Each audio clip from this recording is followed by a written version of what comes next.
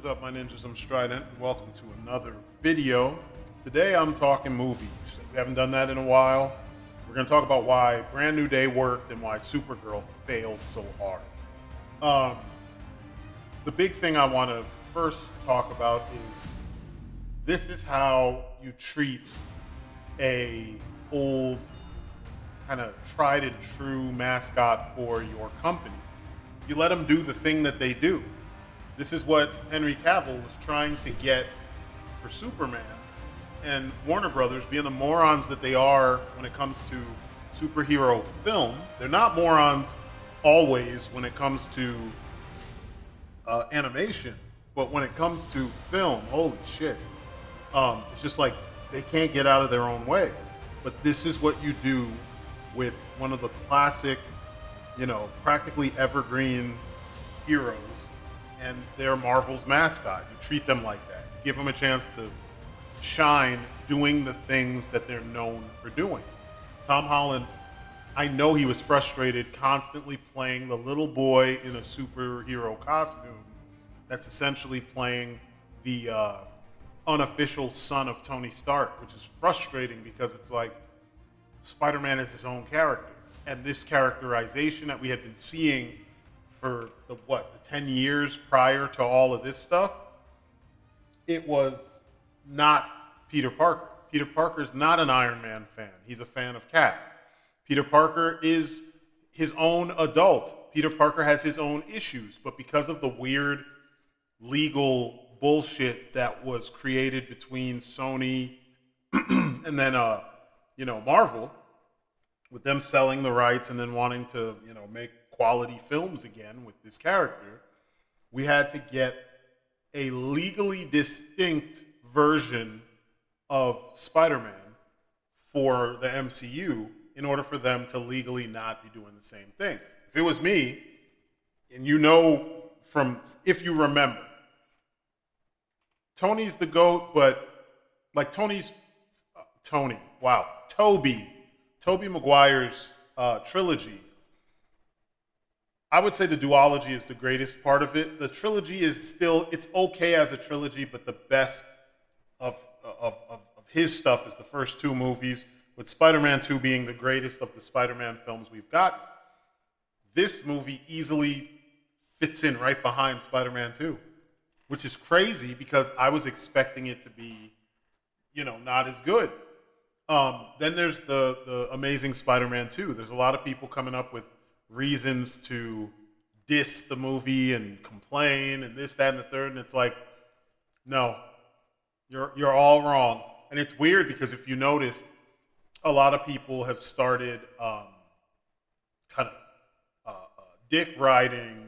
They've been dick riding. I gotta do that again. Dick Rider. They've been dick riding Andrew Garfield after No Way Home, because they realized that like all the things that we kind of at first did not like about the Amazing Spider-Man portrayal of Peter Parker makes sense when you move his origins and everything forward into the 2000s as opposed to in the 1960s. They did a good job of kind of bridging the gap with Tobey Maguire because he still felt modern, but he felt very old school, as if he was raised by old people. With the new Peter Parker at that time, which was Andrew Garfield, he felt like a modern teenager with nerdy interests. And if you go back and you look at Spider-Man in like the 90s and stuff, especially like during when Eric Larson and Mark Bagley were drawing him, he was cooler. It's just he was much older. And so what they did was put that stuff on the modern version of Spider-Man, and that's why he felt a little bit, he felt very different. But now you look back at it and it's like, that's the attitude and the personality that we need for Spider-Man to differentiate him from everybody else. He needs to feel like a full-on character with a personality, with likes, dislikes, etc., not just this stock nerd You know what I mean? So, for me, Andrew Garfield is the best. He was the best Peter Parker. He was the best Spider-Man. He was definitely the best Spider-Man personality-wise and everything. Unfortunately, he just didn't get to, he didn't get to do his trilogy. They didn't get to give him this treatment. I've never been a fan of Tom Holland. I think he is not as talented as everybody seems to think he is. He's extremely one note.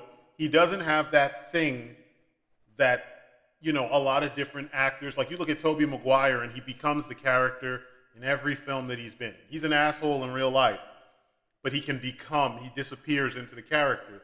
He literally does the job that an actor is supposed to do. Andrew Garfield. I don't know why I just had a brain fart about this character, this actor. Andrew Garfield. I don't know why I want to say Daniel Garfield. Anyway, Andrew Garfield, he's another one. He's a chameleon. He is a very dedicated actor, almost to the point of somewhat like seeming crazy or something. You know what I mean? Like he seems to do whatever the script requires him to do. And he will find a way to lose himself in that pursuit. And, it's kind of weird sometimes, but we like that. You know what I mean? Because when you watch his movies, again, it stops being the Andrew Garfield show and it becomes the character, that he's playing, their show. Tom Holland, on the other hand, always seems like Tom Holland. Like physically, he can do some things. I think he's meant for roles like Spider-Man. Like he should be like in action-oriented things because they give him room he's a physical performer. He's not so nuanced as a character actor. You know what I mean? And I think his track record shows nothing he's done besides Spider-Man and like the things he did when he was a child actor, nothing else that he's done besides those things have had any traction. His movies suck. And I'm not talking about you liking them. That's different. You can like a bad movie. I've explained this a million times. You can really like good movies. You can really like bad movies. But your enjoyment is separate from how that film performed. It's separate from how the masses took in that particular film and everything that the film tried to do. Supergirl is a perfect example of that. You had a novice writer, and then you had storied, cast and crew, and it just didn't fit, with the exception of Millie Alcock, who only did one thing before this, or a handful of things before this. You know what I mean? I know she didn't do just one thing. She became popular because of one thing, which was Game of Thrones. And she's not even the most popular character from Game of Thrones. And there's a lot of actors who've gotten traction after Game of Thrones. The difference is they understand how to shut the fuck up. They know how to get out there and do the role and talk about the role and not talk about identity politics and trying to seem cute and cool by jumping on to whatever the new bandwagon is. Like, shut the fuck up. You are a movie star. You're not a politician. Shut up. I'm sick of hearing the opinions of people who play pretend for a living. Shut the fuck up. You doomed the whole film. It would have been a bad movie that would have actually succeeded in getting some, praise for things that it may have done right, had she not gone full identity politics when she should have been talking about the character. She doesn't understand the character that she's playing. She didn't do any research about this character. She doesn't know that Kara's not queer. She didn't know that Kara's been around since, the 40s? The late 40s or 50s? She's been around for decades. And trying to put her in the box of queer icon, she's just not that. Trying to put her in the box of feminist icon, she's not that. Pretending like what did she say? The movie's great because it doesn't focus on a man. I'm sorry. Whose fucking symbol is on her chest? Whose universe is she a part of? Who made Supergirl a popular character? It wasn't all these women talking all this weird shit, claiming all these characters that they had no piece of. It definitely wasn't made for the Twitter or twatter, as I like to call them, the twatter fan base, because they're not fans. They just talk about shit. It was made for comic book fans who predominantly were boys. And those boys grew up and kept paying attention to this stuff and kept putting money and supporting this stuff to get to the point where it's viable for you to put Supergirl in a movie. The reason why the movie failed is because the people behind the movie weren't the right people. James Gunn said so much stupid shit. So much stupid shit. And you keep hearing it's like a script. You know how there's that, there's like a supercut that shows a bunch of news outlets repeating the same script. And it keeps multiplying because there's so many news outlets that are in the pocket of the same, groups of people, and they are told to handle reporting certain topics the same exact way.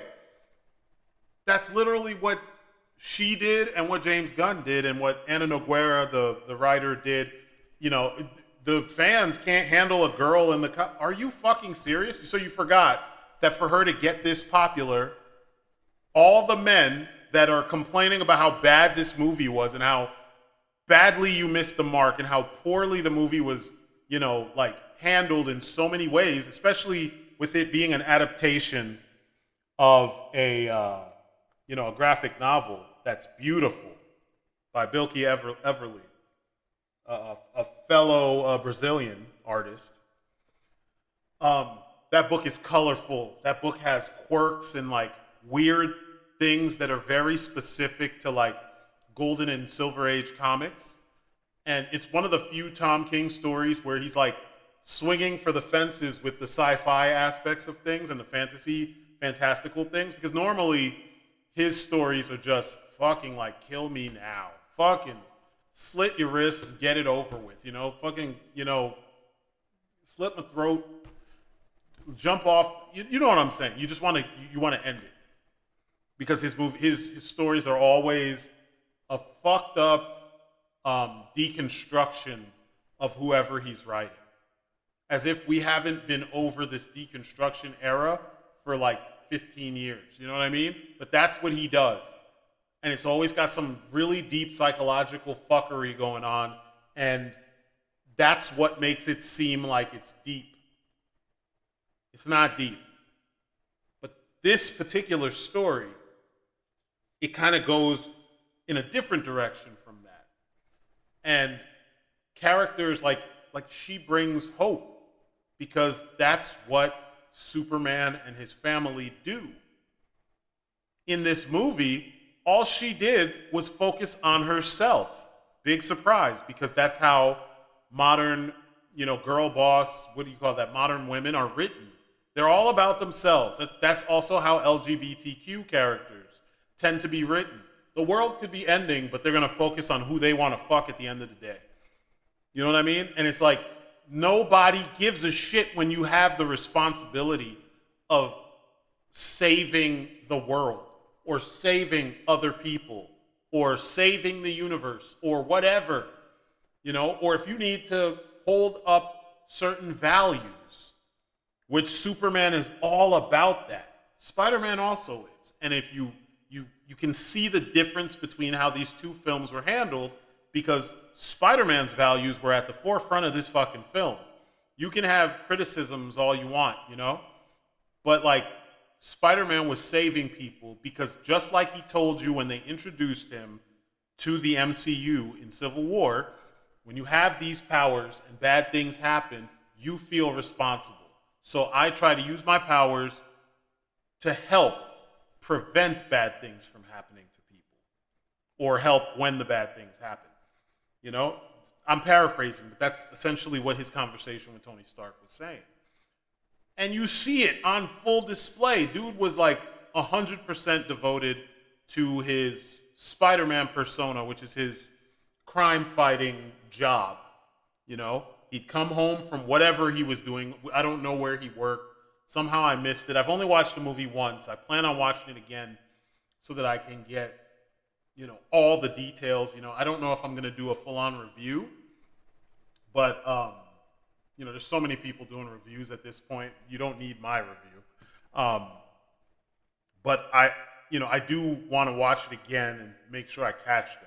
I predicted most of this shit when I was talking to my son, my youngest son, like most people, especially the muggles, is very interested in seeing how these movies work because he hasn't gotten jaded yet because he was a little kid when Endgame came out. And now he's older and he's starting to go back and I'm bringing him up to speed. The difference though will be I raised him on comics. So he read all these comics that these movies we're finding out they're loosely based off of, or they're only related in name only. And when he sees what they've done with the characters, I'm pretty sure he's going to have a different perspective because, he's probably going to come to the conclusions that I've come to and that many of you have because you see how they handle these characters. But thankfully, this is Spider-Man Brand New Day is continuing the trend of having writers that at least have some idea of who this character is supposed to be, much like X-Men 97, where you had writers and showrunners that actually understood and probably read from the way that show is done. They read the books that came out during the 90s, like all the way from the early 90s, 91 to at least 98 or 99, because they're mixing things from the early 90s with things from the late 90s and the early 2000s that kind of give us this alternate universe 1990s take on the X-Men. Well, with Spider-Man, they're giving you the modern Spider-Man where, he also is having a bad time. The Chip Zdarsky run is a good example where they're just shitting on Spider-Man's whole life. He can't get a win in the romance department, So still, they're doing that here. He doesn't have his true Mary Jane. They should have introduced her in this film. It kind of pisses me off that, like, till now, no one's redeeming MJ. Because that's the one thing that Sam Raimi she was the villain of that trilogy. She was like the secret villain. It's not even secret, but she was like the ever-looming villain of that trilogy, Like, forget the fact that Peter's parents are presumed dead. His fucking Uncle Ben died. His best friend's dad died, and now he's not present for him.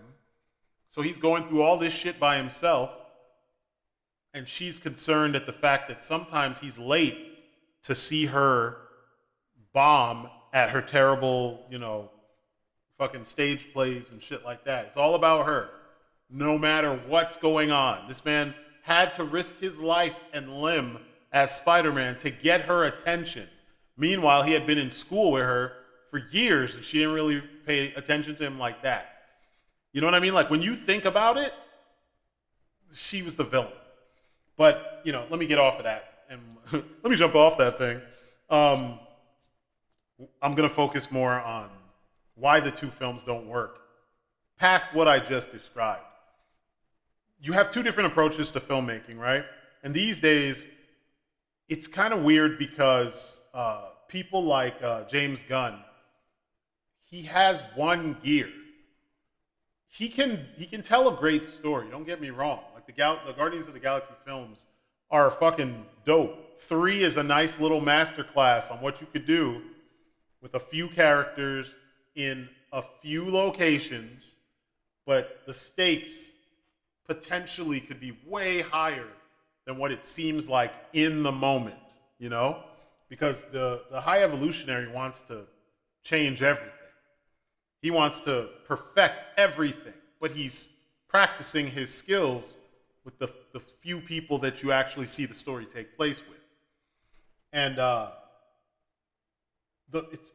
storytelling is amazing. It's like effective as fuck. But then when the switch flips and the tragedy pops in, it's beyond effective tragedy. Then when the heroics pop up, that's the most heroics you got to see them do in the 3 films. He's the only person or only director who had a team movie where the payoff at the end of the movie was watching them fight as a team and everybody complimented everybody else. Like, we haven't seen that with the X-Men. We've seen it with the Avengers in the first movie, and we saw it in the beginning of the second movie. To a degree, you saw it at the end of the second movie. We didn't see it so much in Endgame. Endgame was just full-on war movie, where you had, side A running into side B and they clash. You know what I mean? Epic war movie type shit with superheroes. But in Guardians 3, you got that. So when you're looking at what James Gunn's capable of, you would expect him to be able to understand that coming from trauma and being one of those guys who does he's on the fringes of the way Hollywood handles things. He understands the power of or he should understand the power of an indie voice, an independent voice that's not beholden to a house style. And the key word or key phrase in my sentence is that he should understand, the power that they hold, being independent. Instead, what he did is he enacted a house style, and then he's coming in to force them to be even closer to his style, and that made it farther away from what was being adapted. Big surprise. And then it fucked the movie up. And in the beginning, he's probably friends with Ana Nogueira, or maybe his wife is friends with her, and she's not a talented writer. Meanwhile, she has like 3 or 4 things on the horizon that I think she was removed from, if I'm correct, if I remember correctly. She was writing Titans, and she was writing whatever the Wonder Woman movie is. The fuck would you put her on that stuff? Why aren't you getting people who know how to do this stuff? Like, I don't understand this dumb shit. It's frustrating because, it's not like we don't live in a world where there are older, more seasoned writers and directors that specifically, this is their forte. They specialize in these kinds of films. All the action film directors that, if you give them a good script, they can easily capture the drama, because a lot of you still don't understand that the director doesn't write the story. There are directors that do. James Gunn is one of them, but they don't write the story. They just handle the production. They handle the whole look of the production, and they make sure everything works and is under budget and on time. They don't always write. So you could easily get Zack Snyder to direct one of these films, since people love Zack Snyder, but give him a script that's written by someone who knows how to write a goddamn script. Instead, we got this bullshit where Supergirl literally is technically the closest to a sidekick to the great granddaddy of all of our favorite superheroes, which is Superman. He is the pinnacle. And he's the one that will hold you to a higher standard than you hold yourself. And she's cursing at him, and she's disrespectful, and she's drowning her sorrows in fucking liquor, and she's just obnoxious and belligerent and just a piece of shit. And she shouldn't be. And I get that James Gunn might have thought that was funny, but it's not really funny. And the audience didn't think it was that funny either, judging from, the scores that this movie got. Because people know that if you see that symbol, they're the hopeful, cheery, everything's gonna be all right because they're there. That's the point. Even Japan got this shit, and they made All Might kind of like the same thing, where you see those colors, you see his smile kind of serves the purpose that the S shield used to serve for Superman, and he tells you everything is going to be okay because I am here. I'm going to fix everything. How is it that everyone else understands Superman better than the people who own Superman? And then also, I can't even say that 100% is the case, because in the comics, the Dan Mora era of Superman, and even when he teamed up with Spider-Man recently, all of that shit, the Super Sons era, all that stuff from like the beginning of Rebirth, they started to understand how to make Superman better. Same with Batman. And they've played into those strengths. Superman is a family guy. So you need to play into the strengths of the Superman family.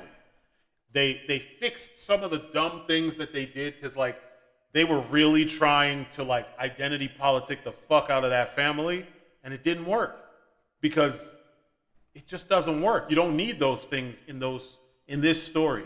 A kid who's growing up saving the world is not, and he's saving the world alongside the greatest superhero of all time, who's fucking a moral paragon. That kid is not gonna just be like, I'm gonna go along with whatever the flavor of the month fucking identity politics are.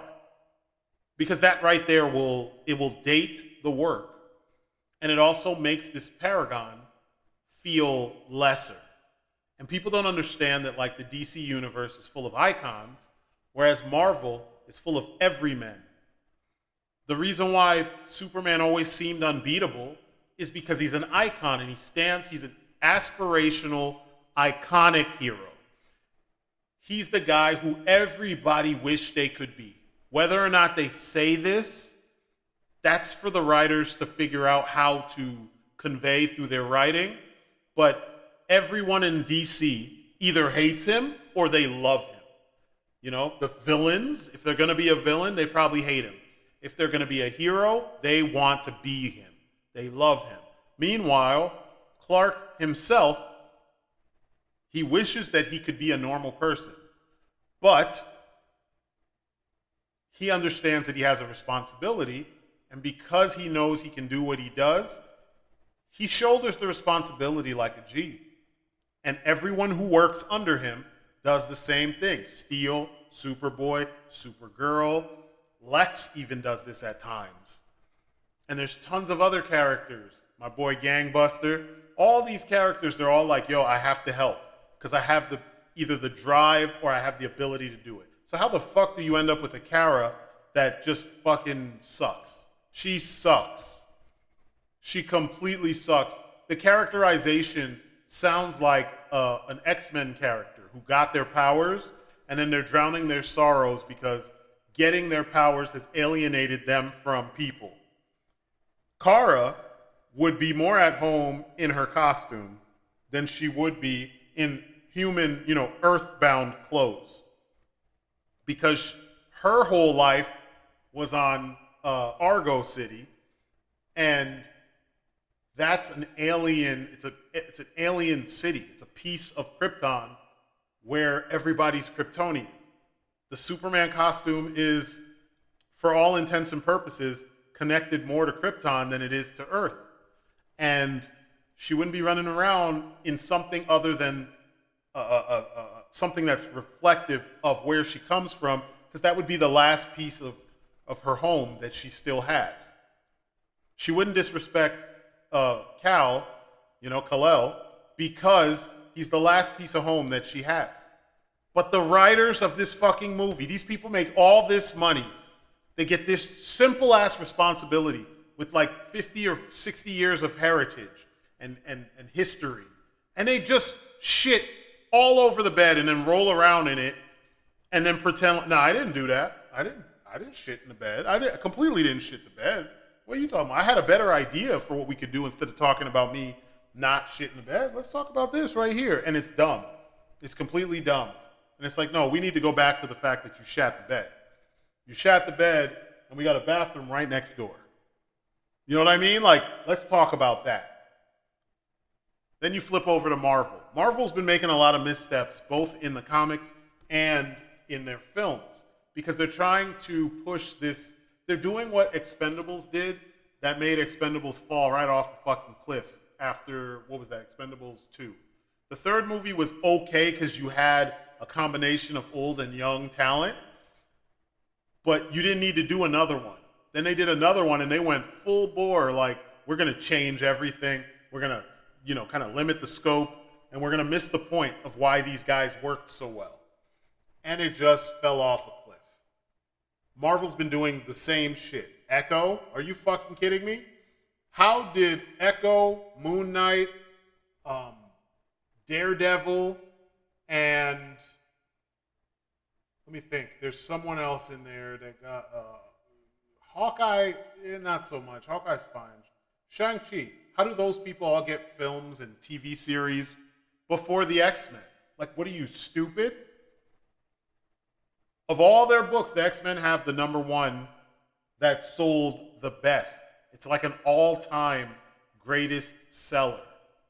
And yet, we're waiting for their story to start up. And Marvel didn't, Kevin Feige and all his, we know it's a sham. They didn't really have a plan. They just had people who were able to take the reins of certain characters and certain stories and give us good things. And it worked because they were able to do it in succession. But how do you skip the X-Men? She-Hulk. That was the one. She-Hulk. How the fuck do you get a She-Hulk film out or series out before you do anything X-Men? Like, are you fucking kidding me? And so, like, we've gotten all these C and D-list characters and Z-list characters, and you didn't even take swings, like big swings. Like, if you gave She-Hulk to James Gunn, we would have probably got a better series because he would have had the weird stuff that was going on during the John Byrne era. He would have been able to convey that stuff. Or give it to Taika Waititi or someone. Someone that you guys think sucks for films. They have a weird comedic quality to them. They could handle those stories. But forget that. Why did we even get that before we got X-Men? It makes no sense. So lo and behold, when all these series fail, and people just don't like most of them, no one cares when a movie pops up. So, like, Avengers Doomsday is coming out, and most people don't really give a shit because how do you think telling us? I know I'm on a tangent, but how do you think telling us how bad Doom is makes Doom that bad? It's a fucking film. Show us, don't tell us. That's something you learn in fucking intro to film. You would learn that in intro to screenwriting. Show, don't tell. Shit, you learn that in creative writing. Explain in your visuals when you give people the impression of a character. Introduce them and have them display in their actions why they should be liked, feared, ignored, etc., etc. Don't have somebody tell you how bad they are all day long. Also, when are they going to stop cucking Thor? He's the god of thunder. We know what his origins are, but he's the god of thunder. How are you going to keep making people show up and hoe him? Every time you turn around, he's getting hoed. And like, he got hoed in the beginning of Infinity War. Then he got hoed in Ragnarok. Then he got hoed again in Love and Thunder. Like, when are we going to stop doing that shit? Thor shows up, asses are getting, feet are getting put to ass. Because that's what Thor does. I don't know. This goes back to them just not understanding stuff. That's what made Brand New Day so refreshing. Because here you had Spider-Man doing all the things he does. He has gone through periods where his love life was completely in shambles. He has gone through times where he was mutating and he didn't know what was going on and he had to figure out how to deal with that while someone else's life was hanging in the balance and he's the main one to do the job to protect them. He has gone through situations where he thought it was going to be all right and it just didn't turn out all right. They call that the Parker luck. And we got to actually see that in this film. This film did a great job of ups and downs, peaks and valleys, with Spider-Man just riding the fucking roller coaster through it all. And I was impressed. I was impressed. It's not perfect, don't get me wrong, because Marvel just they've forgotten how to write that way. But this is a good step in the right direction. There was more hits than misses, you know? I'm not going to go into details about how they said stress and trauma is what caused this mutation, but when Thanos snapped his ass away, why didn't he go through a mutation then? Or the fact that Jean Grey's powers conveniently had no limits when the script called for it. She possessed MJ when she was way farther than 33 feet from all of them. And yet, it just was. And I think that was one of those things where it was like, you know how people, there's the power scaling community loves to sit down and, you know, pick apart how people's powers work and who's more powerful and who's less powerful. And they forget that if your writer decides, then a character will be more or less powerful. It's all about what the writer needs to happen in the moment. Sometimes it'll be just by a little bit, if the writer's really good. Other times, it'll be by a lot, enough to throw off the whole trajectory of the story if the writer is not good enough to convey or come up with a scenario that allows for that, you know, increase in strength that happens. That's why power scaling is kind of nonsensical, because the narrative dictates how powerful characters are going to be. It's not always set in stone. In fact, oftentimes, good writers will shy away from setting the powers like in stone, how they work and what the limitations are. They won't tell you that stuff. They won't even explore that stuff for a long time to allow for a character to have the ability to, you know, do what needs to be done given the situation, you know? Spider-Man has benefited from this for a long time.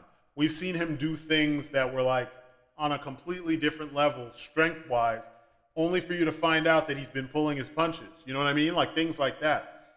And this Spider-Man, now he's legit Spider-Man. He's not Spider-Boy anymore. You know, Mr. Stark. No, he's not doing that shit anymore. I mean, in part because Mr. Stark is dead. But he is capable. You know, you're seeing him do all kinds of things. He's figuring out things scientifically. He's putting together gizmos and shit. These are all things Spider-Man always did, and it's nice to finally see Tom Holland actually do it. And he seems fine. His banter with the Punisher was amazing. It felt like I was reading a book. He was talking to Frank the way that Spider-Man talks to Frank. You know, go home, Frank.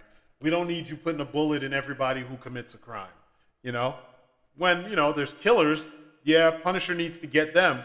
But like the average thief that didn't kill anybody, you don't need to put a bullet in his head. Spider-Man's there to clobber that motherfucker and take him to jail, you know, or web him up and leave him for the cops. There's some things, there's levels to these things, you know. Some things don't need to go to max level as the only response, you know. And I love seeing that. And I think it's cool for people, the muggles, you know. I mean, you can be offended if you want to be, but you're a muggle. You guys don't know the magic and the greatness of like comics, and you guys are getting onto the comic bandwagon because it's popular right now, because it's cool to like comics and anime and nerd shit. You know what I mean? Like it's cool now. So now you're trying to get involved when there's tons of people, hundreds of thousands of millions of people who this was like their religion. You know what I mean? And they know the magic of comics, and they know what's, you know, the things that are allowed to happen in a comic book world that don't happen anywhere else. It's just, it is what it is, right? A lot of you have no idea because you're not really as invested as we were. You're invested to the TV shows where they wrap everything up and just present it to you. You didn't go out and hunt down issues of a book so you could complete a story and then wait a couple of years for the trade paperback to come out where they recolor the story and have everything in there and they add pieces back into the book so that you can get the full story, and all the loose ends can be tied up a little bit more succinctly. You know what I mean? You didn't go through that because you watched these bullshit adaptations. But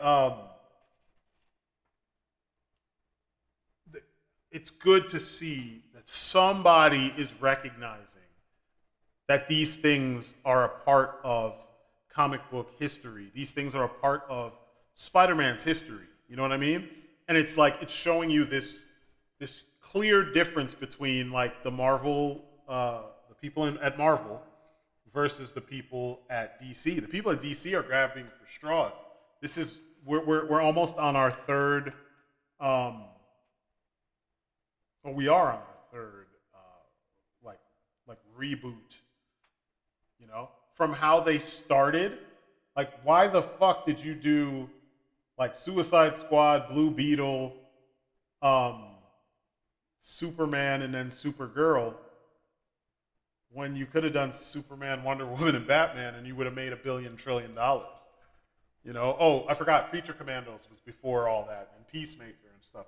All this weird like secondary Z-list character shit you did first.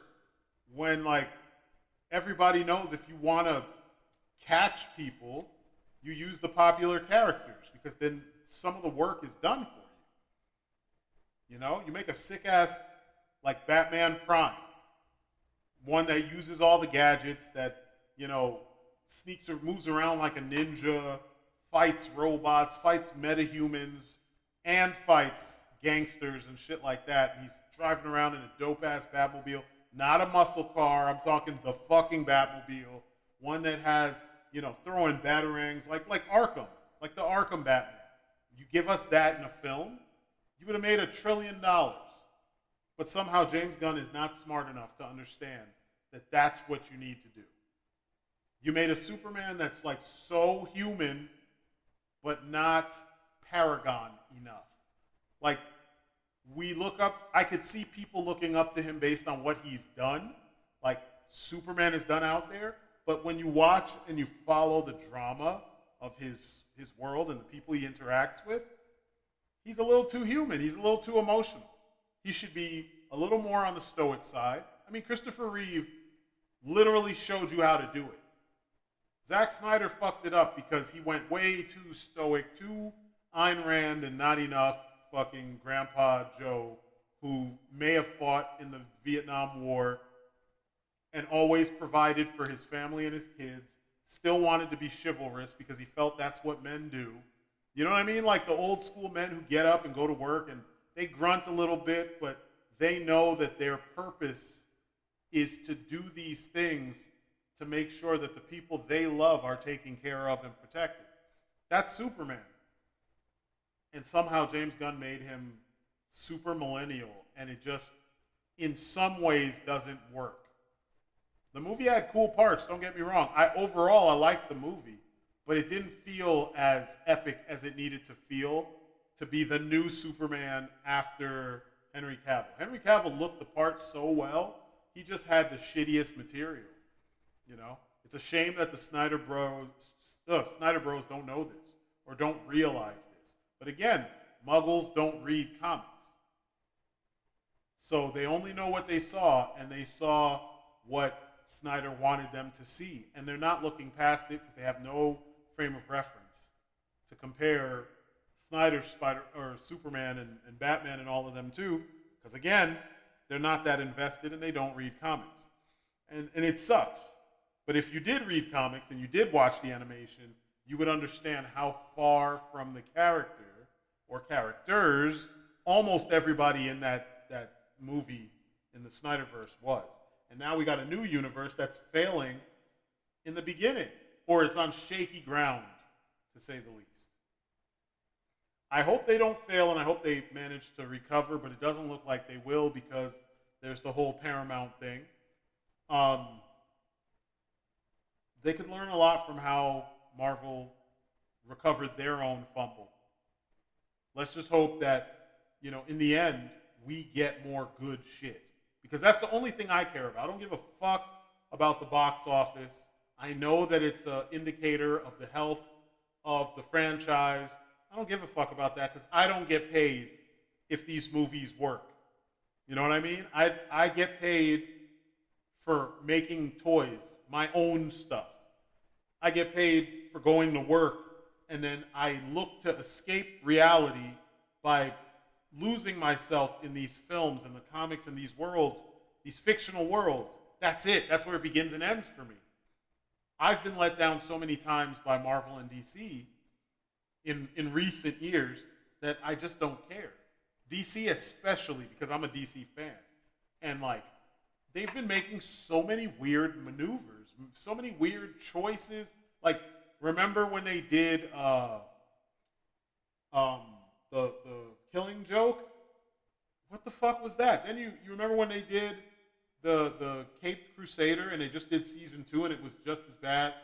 I mean, some people say it was better than the first season, but only by a little bit. What the fuck are we doing? Why are you trying to match something that was goated? Batman the Animated Series is it's goated. You don't have to do anything. You can let that thing exist. What you need to do is make new shit that doesn't have anything to do with the Batman Animated Series. Move forward and tell a modern story.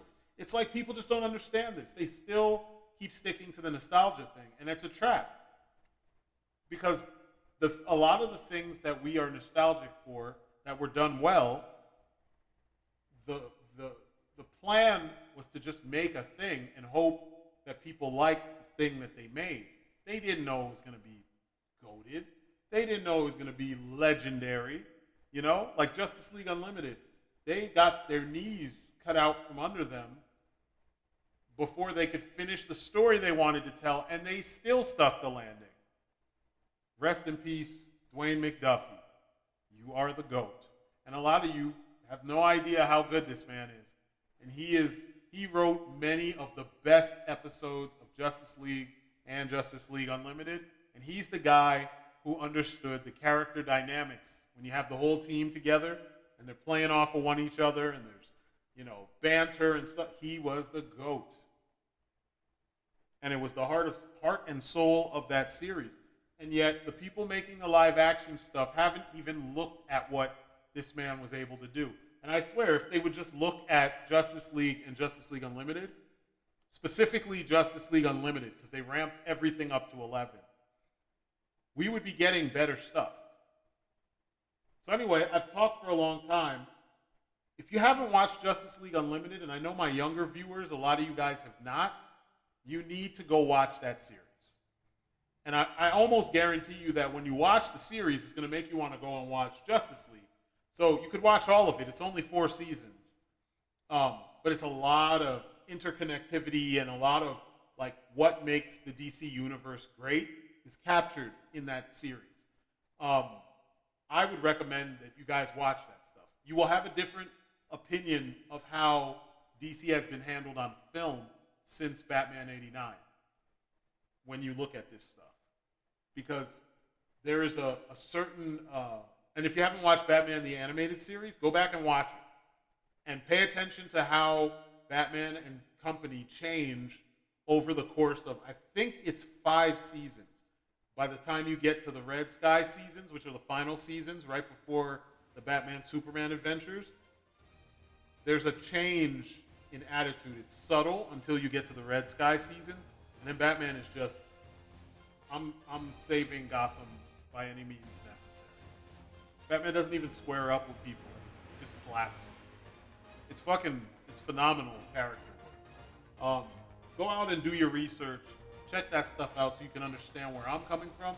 For those of you who are more on the Marvel side of things, go watch Earth's Mightiest Heroes. It's not the greatest show ever, but it does some really good things with the characters. The fucking theme song is kind of hilarious to me. A lot of people love it, but I think that shit just sounds too... It dates the series, But check it out. I think you guys will enjoy it, and then you'll understand the problems with some of these characters. Also watch Earth's Greatest Heroes. the Fantastic Four. It came out in the 2000s. I want to say it was like the mid 2000s. It had a weird like I think it was a French production, but it has a weird anime kind of style to it. The Doctor Doom in that shit is perfect. But check it out and you'll see what I'm talking about. And I guarantee you it'll give you a different appreciation or a different view of how the films need to be handled. So anyway, that's it for me. You guys have been great. Peace outside.